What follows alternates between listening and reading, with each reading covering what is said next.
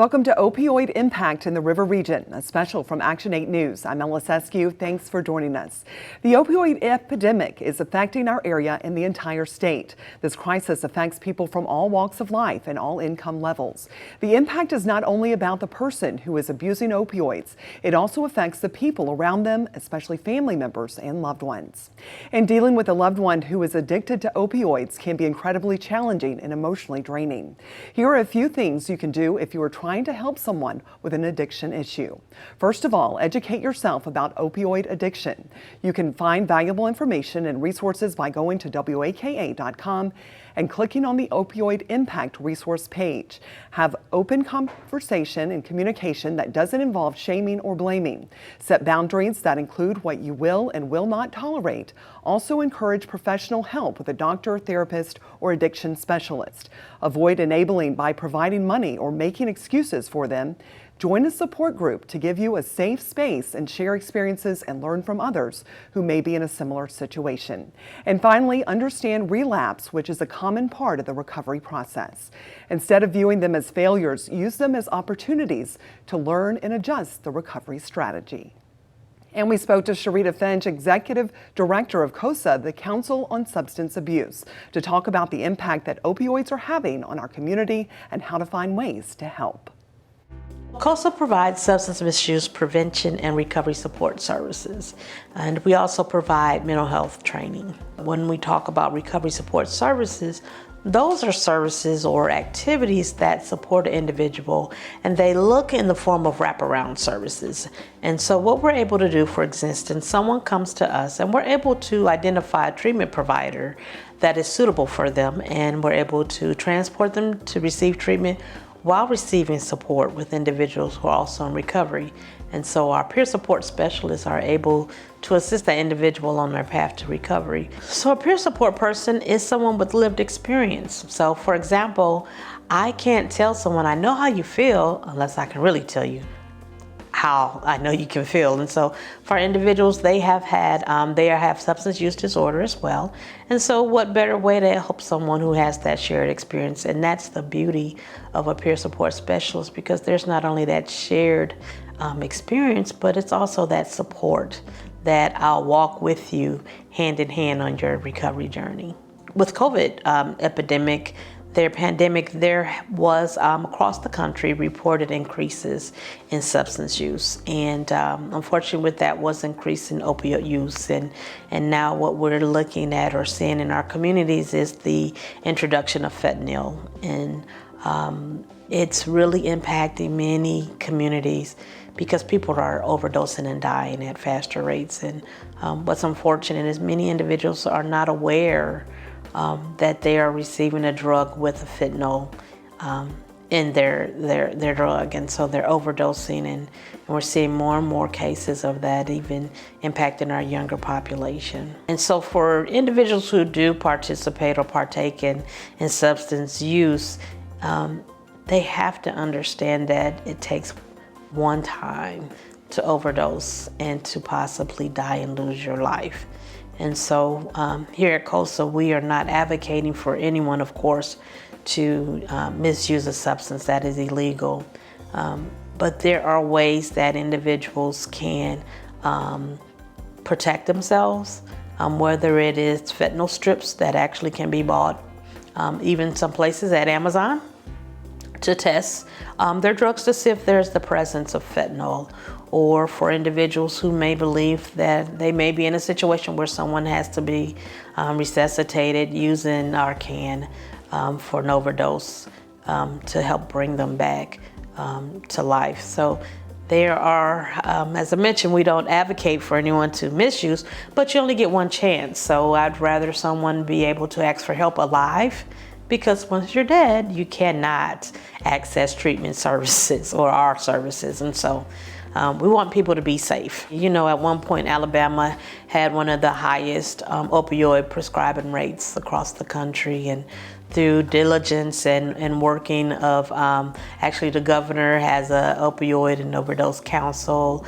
and just different organizations and partners coming together to recognize that we had a problem in Alabama. We have implemented, I serve on the council, we've implemented a number of strategies to reduce access, but also to address other things such as education, educating families in the community about opioids. And so we've come a long way, not to say we don't have any more steps to go, but we're at a better place from a state perspective. As I mentioned, in Alabama, we have a number of treatment providers across the state that do provide cost-free services. I think one of the miseducation points about treatment is that you have to be able to afford it, or that it's thousands and thousands of dollars. And our state is able to support providers to cover the majority of costs for treatment. And so individuals can actually go into the Alabama Department of Mental Health website to access treatment providers located near their location across the state. And if you want to find out more about COSA, you can reach us at 334-262-1629 or 334-262-7477. And we're also located in Montgomery.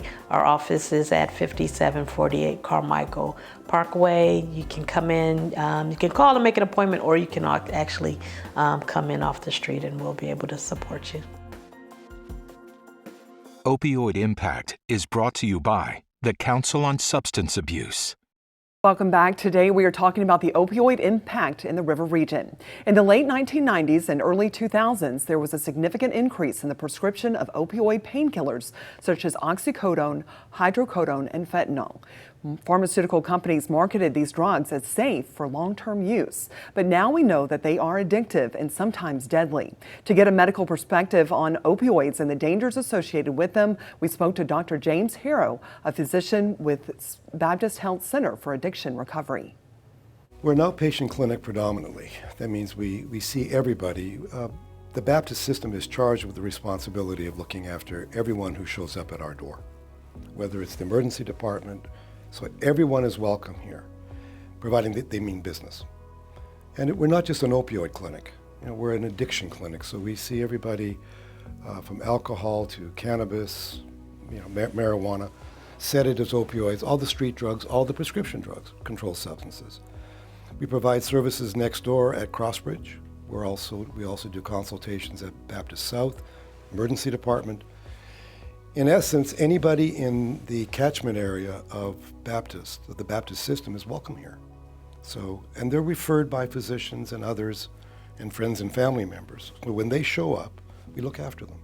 It took time for the physician community to appreciate the fact that opioids in general are just not the best treatment for chronic non-cancer pain. And so a lot of education had to be provided, and boards of medical examiners in our state and elsewhere, as well as medical associations and hospital organizations, made it very clear that we needed to teach physicians you don't need to be prescribing 90 pills of something when the patient has a toothache.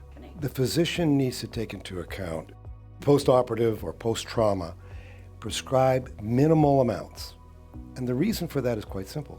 If somebody's had surgery, for example, and you give them a month's supply of let's call it Percocet, that's inappropriate.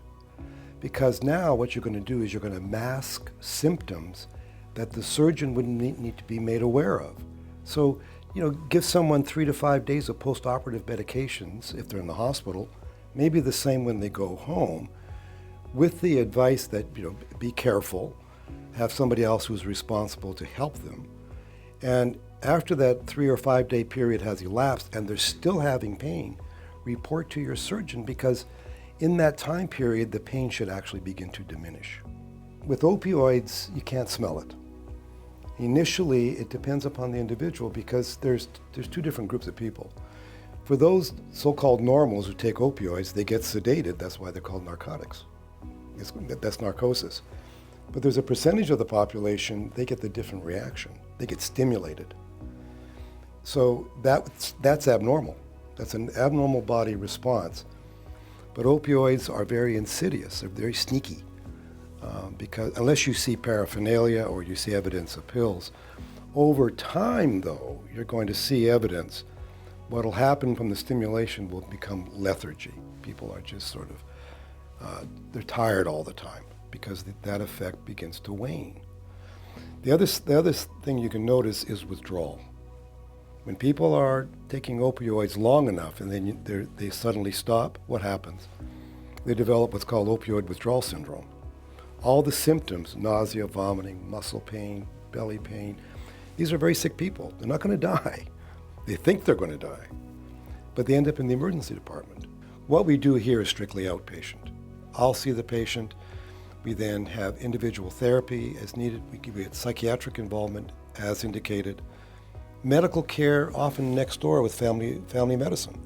A lot of these patients don't have primary physicians. So we look after all aspects of the care of the individual.